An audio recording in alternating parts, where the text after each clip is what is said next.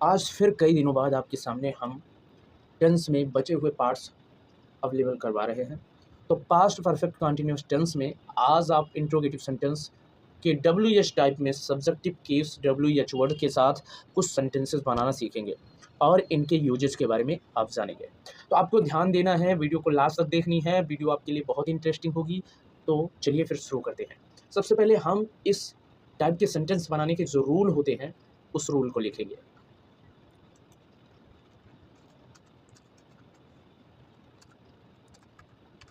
जब भी हमें कुछ इस तरह के सेंटेंसेस ट्रांसलेट करने होते हैं जो पास्ट परफेक्ट कंटिन्यूअस टेंस से बिलोंग करते हैं, तो उनके लिए रूल क्या होता है, सबसे पहले यही WH वर्ड ही रखे जाते हैं।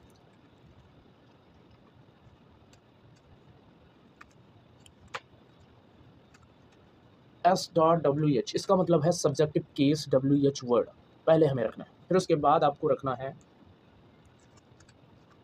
हेल्पिंग वर्ब हैड बीन, और फिर हैड बीन के बाद आपको वर्ब की ING फॉर्म रखना है, मेन वर्ब की ING फॉर्म, और फिर उसके बाद आपको रखना है ऑब्जेक्ट। ऑब्जेक्ट के जस्ट बाद आपको रखना है सिंस या फार।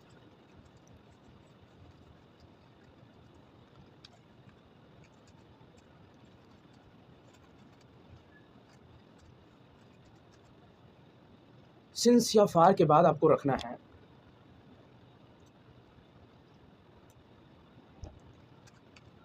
टाइम,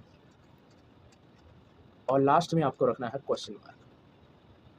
इस रूल को फॉलो करके आप कोई भी सेंटेंस इजीली ट्रांसलेट कर पाएंगे हिंदी से अंग्रेजी में।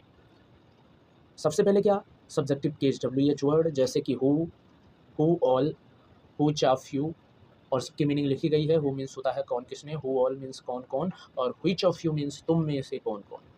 सो अब हम कुछ सेंटेंस लेंगे जिन्हें हम ट्रांसलेट करेंगे, ठीक है। जैसे कि कौन कौन था कौन था जो कौन था जो 3 बजे से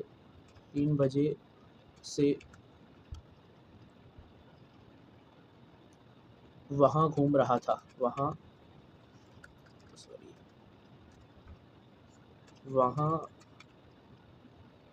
घूम रहा था, क्वेश्चन मार्क करेंगे।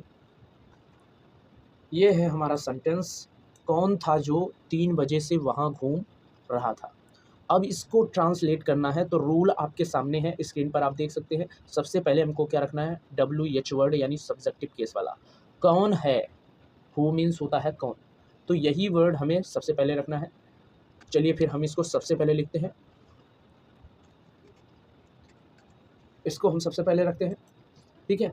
फिर उसके बाद आपको क्या करना है, उसके बाद आपको हैड बीन यूज करना है, हेल्पिंग वर्ब हैड बीन, तो आप हैड बीन यूज करेंगे।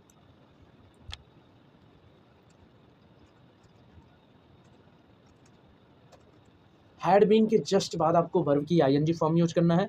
तो घूम रहा, ING फॉर्म रहा रही रहे का अर्थ देता है, तो घूम रहा की अंग्रेजी क्या होगी, वॉकिंग। और फिर उसके बाद आपको ऑब्जेक्ट लिखना है, वहाँ घूम रहा था, तो दियर लिखेंगे आप, वॉकिंग दियर। और फिर समय लिखना है, यानी सिंस फार लिखना है, फिर समय लिखना है। तो सिंस, देखो बजे वाले समय के लिए हमेशा आप सिंस लगाओगे, तो यहाँ बजे आया है तो इसलिए आप लगाओगे सिंस। कितने बजे, 3 बजे, तो 3 बजे लिखोगे 3 o'clock।